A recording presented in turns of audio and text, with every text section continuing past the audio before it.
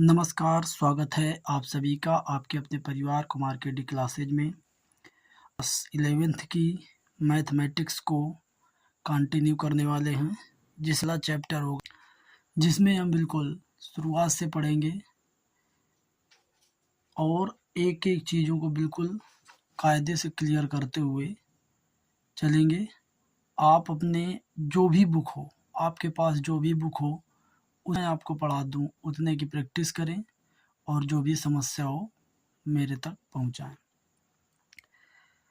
देखिए, जो ये समुच्चय है, इसका जो सूत्रपात, इसका जो विकास करने का श्रेय जाता है वो हमारे एक जर्मन गणितज्ञ हैं, जॉर्ज। इसके बारे में अगर बात करें, इसकी डेफिनेशंस क्या होती है, तो डेफिनेशन में अगर हम देखें, जो वो सुपरिभाषित, सुस्पष्ट एवं सुनिश्चित समुदाय को समुच्चय कहते हैं। अब यहाँ जैसे सुपरिभाषित मतलब कोई गुण दिया ना गया हो तो आप फिर उन्हें सुपरिभाषित नहीं कहेंगे। सुस्पष्ट, जो भी हमारी बात कही गई हो वो स्पष्ट हो और ऐसा ना हो कि आप एक ही अवयव को बार बार लिख रहे हों। इसके बाद मैंने इसकी एक दूसरी डेफिनेशन भी लिखी है, वस्तुओं का वह संग्रह जिसमें उपस्थित प्रत्येक वस्तु किसी गुण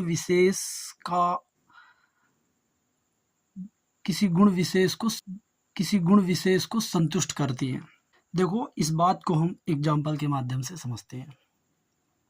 जैसे कि भारत के सबसे अधिक प्रतिभाशाली लेखकों का समुच्चय, क्या ये बात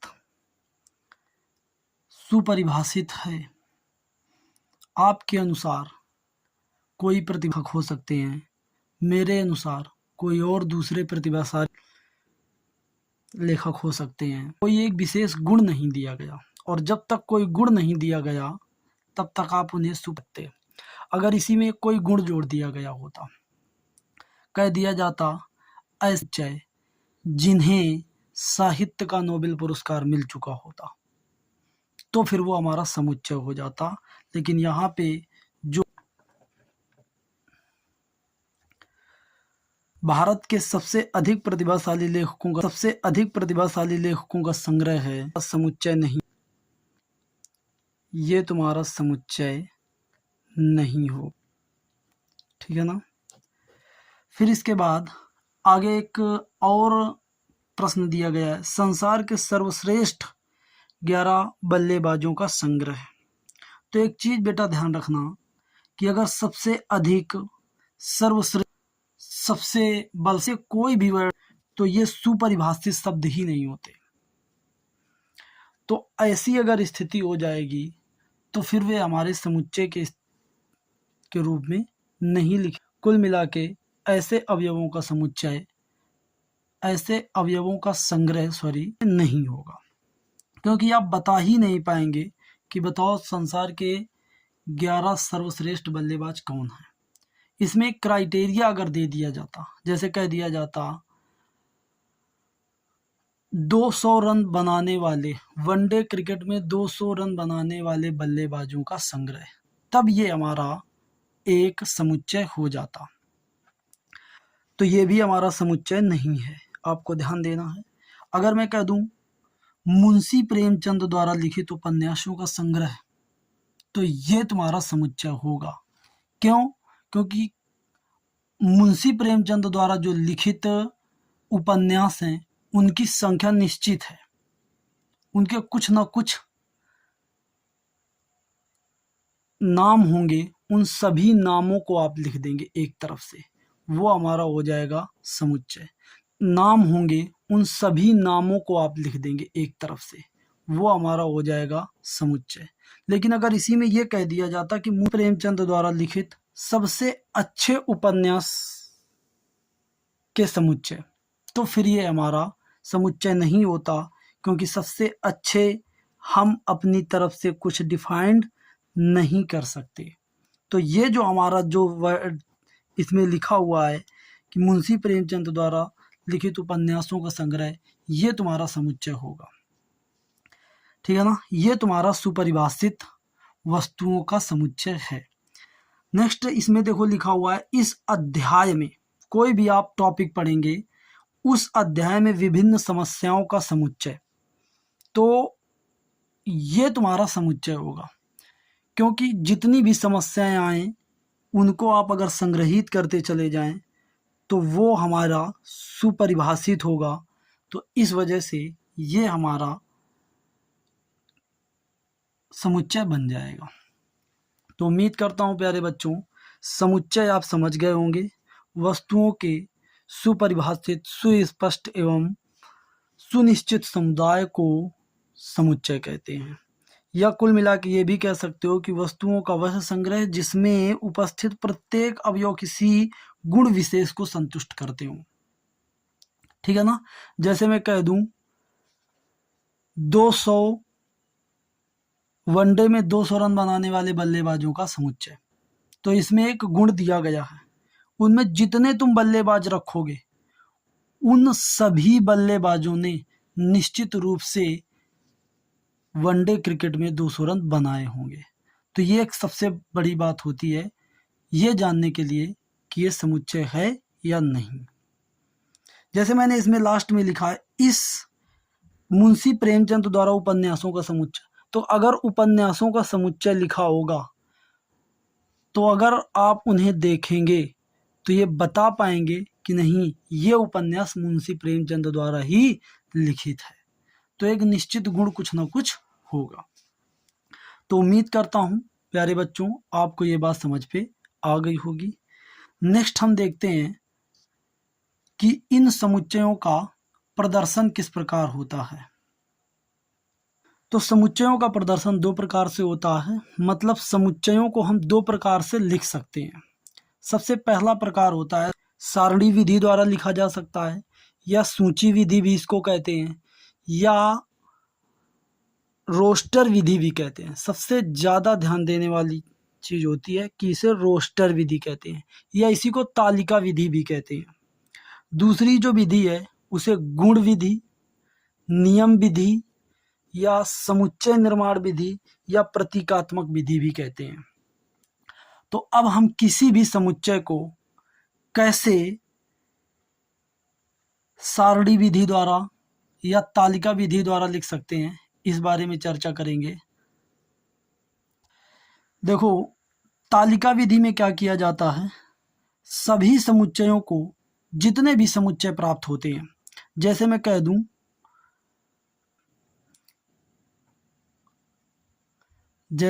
दूं वर्ष के महीनों का समुच्चय, तो आप कहोगे जनवरी, फरवरी, मार्च, अप्रैल, मई, जून, जुलाई, अगस्त, सितंबर, अक्टूबर, नवंबर, दिसंबर।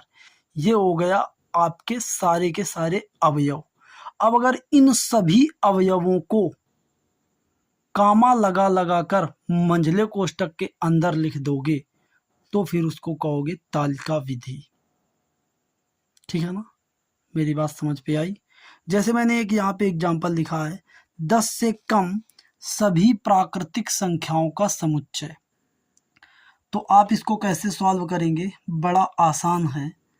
ठीक है ना, 10 से कम सभी प्राकृतिक संख्याओं का समुच्चय, तो 10 से कम कौन सी प्राकृतिक संख्याएं हैं, तो प्राकृतिक संख्या 1 से शुरू होती है। 1, 2, 3, 4, 5, 6, 7, 8, 9, 10। 10 से कम कह रहा था तो फिर आप 10 नहीं लिख सकते और यहीं से आपकी कहानी ख़त्म हो जाएगी। ये हो जाएगा तुम्हारा, ये जो पूरा का पूरा तैयार हुआ, ये आपकी एक तैयार हुई तालिका विधि, या आप इसे कह सकते हैं रोस्टर विधि। अब आप चाहें तो इसे किसी ना किसी अंग्रेजी के कैपिटल अक्षर द्वारा प्राप्त, किसी न किसी अंग्रेजी के कैपिटल अक्षर के बराबर मान सकते हैं। यहाँ पे तुम्हें एक दो चीज़ें और सीखनी है, मैं वो आपको बहुत कायदे से बता रहा हूँ, आप उनको ध्यान दें। 1, 2, 3, 7, 8, 9 ये जो लिखे हुए हैं ये सभी है जिसको हमने, जिस समुच्चय को हमने मान लिया है ए के बराबर में उपस्थित है। जिस बात को हम कैसे दिखा सकते हैं दूसरी भाषा में, हम ये दिखा सकते हैं कि एक जो है वो ए से बिलोंग करता है, कहते हैं साइलेंस, इसको बोलते हैं साइलेंस, सभी लोग जानते होंगे एप्सिलॉन। यहाँ पे इसका अर्थ होता है बिलोंग्स टू, ठीक है, इसका अर्थ होता है बिलोंग्स टू, है वो तुम्हारा जो एक है वो तुम्हारा समुच्चय ए से बिलोंग करता है, दो जो है वो भी समुच्चय ए से बिलोंग करता है, इसी प्रकार से तीन भी बिलोंग करता है, चार भी बिलोंग करता है, पाँच भी बिलोंग करता है, छः भी बिलोंग करता है, सात भी बिलोंग करता है, आठ भी बिलोंग करता है, नौ भी बिलोंग करता है। अगर मैं यहाँ पे कह दूँ कि 10, तो यहाँ पे देखो 10 क्या बिलोंग करता है, तो कहोगे 10 बिलोंग नहीं करता, और उसके लिए आप इसको इस तरीके से संकेत देंगे, इस तरीके से कि 10 इज नॉट बिलोंग्स टू ए। इसको पढ़ेंगे कैसे, 10 इज नॉट बिलोंग्स टू ए, ठीक है ना। तो उम्मीद है आपको ये बात समझ पे आ गई होगी। अब आपसे जिस तरीके से प्रश्न पूछा जाएगा वो मैं आपको बता दूं। प्रश्न सदैव इस तरीके से कोई प्रश्न लिखा होगा और कहा जाएगा कि इसे सारणी रूप में लिखें।